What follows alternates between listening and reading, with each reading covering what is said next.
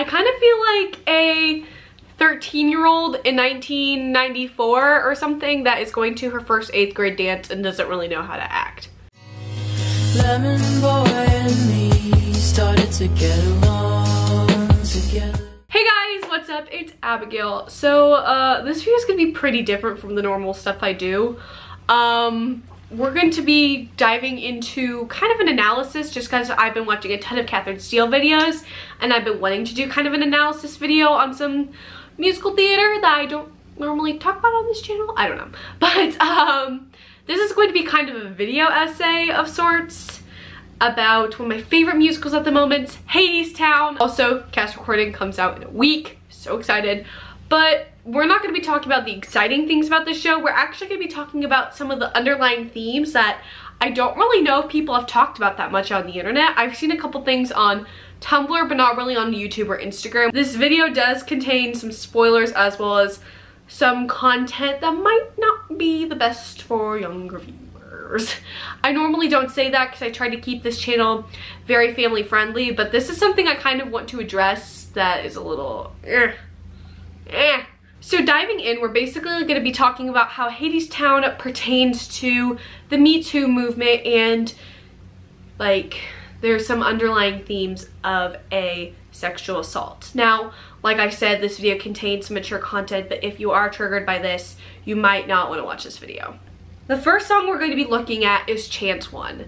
So, I'm sorry, I have the thing on my phone like that I all wrote out like an essay, so I'm just going to be following this. So in the song, Hades is basically, you know, he's showing Persephone all around Hadestown, and then she's like, I just want summer, like, I'm not really a big fan of this, but whatever. I just want to go in the sun, and all that jazz. She just likes summer. She doesn't really like being in Hadestown that much. So he tries to make it warmer and brighter, because she's like, oh, why is it hot? Why is it so bright? He's trying to make it more like summer and the sun to remind her of the nature that she loves. So he tries to, like, you know, remind her of the things that she loves, but she's not really a big fan of it because she just isn't really that much in love with Hades anymore, and she misses the days when they would only care about each other. So then Hades responds with the lyrics, if you don't even want my love, I will give it to someone who does, someone grateful for their fate, someone who appreciates the comforts of a gilded cage and doesn't try to fly away. Now there's a little bit of that bird imagery that connects to Eurydice, which is pertaining to Hey Little Songbird, which is the next song. So these lyrics kind of make you wonder why he really wants Eurydice to come to Hadestown. Like, a lot of people could think, oh, like, you know, Hades is just being nice because he knows that she needs work or something. But if you really look at these lyrics, he might be getting some ideas or something. It just kind of makes you really wonder why he wants her in the first place.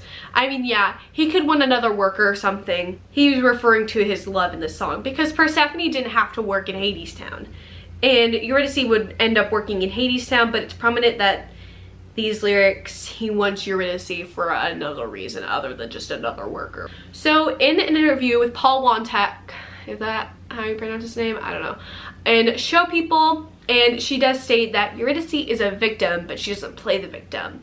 Now, yes, they were mostly, you know, referencing how she's a victim of her man's mistakes, but that doesn't necessarily mean that. She could have been alluding to that, but it didn't really specifically say, so it's probably not a good piece of evidence either, but you know. So the biggest piece, however, is in the song Flowers, which is in the 2010 concept album. I know it's in the production now on Broadway, but I'm not really sure if it's going to be in the cast recording, but it's not in the workshop live recording because a lot of the songs were cut out of that one. So Flowers is not in that. So if you want to listen to Flowers now, like as this video is being posted, look at the concept album, because the lyrics are mostly the same with the version I have. This is Eurydice's song after she basically signs her life away to Hades, and she kind of just now is realizing what she has done. These lyrics are kind of a dead giveaway that something did happen behind those closed doors. As Hermes said, a lot can happen behind closed doors. So the lyrics are lily white and poppy red. I trembled when he laid me out. You won't feel a thing, you said, when you go down. yeah, if that doesn't say Hades was making advances on Eurydice, then I don't know what else does.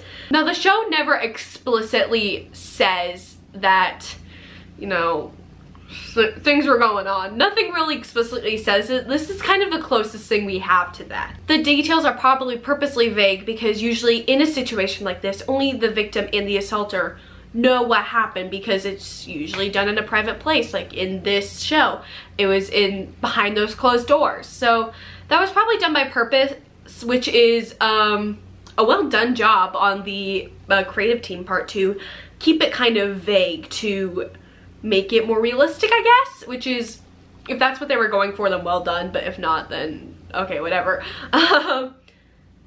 So only Eurydice and Hades were in that room, and the audience was watching Our Lady of the Underground. So naturally, no one really knows for sure. But these lyrics are kind of the only, you know, dead giveaway because, and we don't really know if whatever happened was consentful because Eurydice is showing being faithful and truly in love with Orpheus.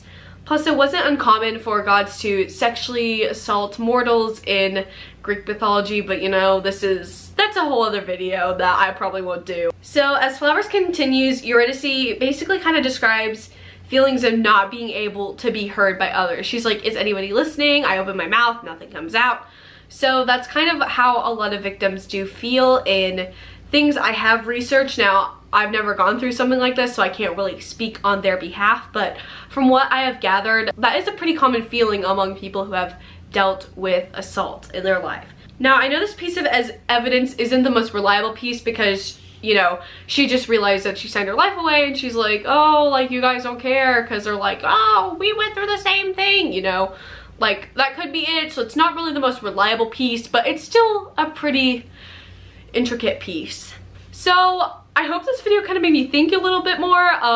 Granted, it's not the best video because my camera's about to die, but I hope you enjoyed, and leave a comment down below telling me what you think about all this evidence. Like, do you think something happened, or do you think Eurydice was just sad about being in Hadestown? Let me know, and I'll see you next week. Bye!